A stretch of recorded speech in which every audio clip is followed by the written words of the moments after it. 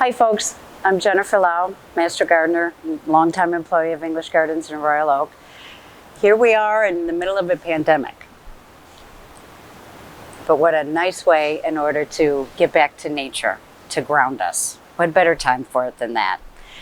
In lieu of our weekly seminar meetings, which might involve a large gathering of people, we thought that a little one-on-one time in front of the camera might be a good way to do this for us to still meet and greet and get some questions answered.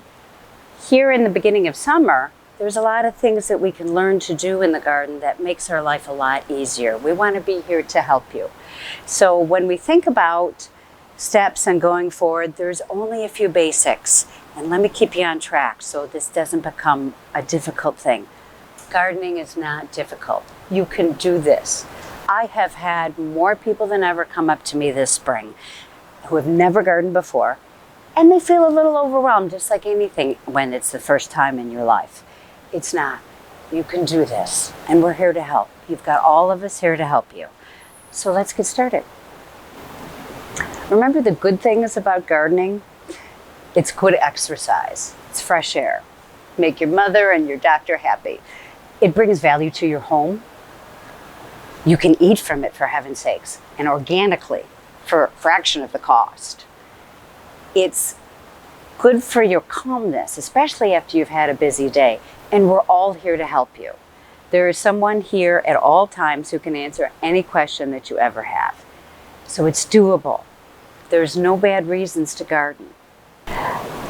So first things first, think about what you love. What makes you feel good? It's as simple as that. Is it color? Is it a place of relaxation? Is it a place for entertaining? Is it just a walk in the woods? You can create that. All you need to know before you come in and see us is what kind of sun do you get? You can't really pick up your house and move it. So you have to work with what you have. And it's nothing that you may have looked at before. But notice, is it morning sun? Is it afternoon sun? Is it 2 hours? Is it 6? Pick up the soil with your hand. Does it fall down once you make a ball with it? Is it sandy and dry? Is it hard and clay and full of mud? These are the things that we'll need in order to show you the right plant for the right place. That's the key. Nothing has to be a struggle. You know, you may love desert plants, but if you were to take a desert plant and put it in the dark in a bathtub full of water, it wouldn't be happy. This is the same concept. We would need to find out what you have to work with, and then we'll show you some things that make you feel good, that do what you need it to do, and that thrive without any difficulty on your part. That's the key. That's why we're here to help, and we can do this. So there are going to be a few things that you're going to have to remember to do in a timely manner, and that's what I want to get to right now. In the summertime here, we have to remember it's going to be warm. You're going to have to water when Mother Nature doesn't rain. You can do that. It's just watering. When it's a new baby plant, it's little baby roots. It's going to need water a little more often, maybe every day or every other day. After that, we need to think about nutrition because you need both water and food. Whenever I plant anything, I use a starter fertilizer.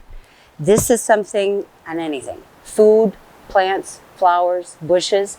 This has got naturally occurring mycorrhizae that splits instantly all the roots. Suddenly this plant is healthy and strong. It is so worth it. I do use it for everything that I plant. When you get that going and a balance of nutrition, it's even got calcium for your food. When you've got that going forward, I still need to occasionally fertilize. This is how often. You're going to think about this baby that has 100 flowers on it. April, May, June, July, August, September, October. I can make it look like this every single day of the summer.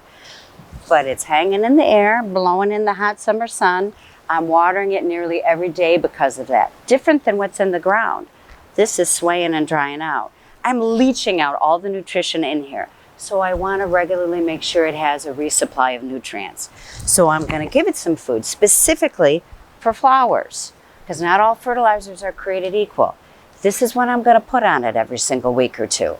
When it's Mother Nature, you know, Mother Nature moves. So the nutrients become balanced and it takes care of it itself, but it still needs nutrition because my plants are taking it up. So I'm going to fertilize there every month or two. Every week or two for something hanging, every month or two for something in the ground. From there, I walk the garden. I look at it every day or every week, and I see any problems that come up.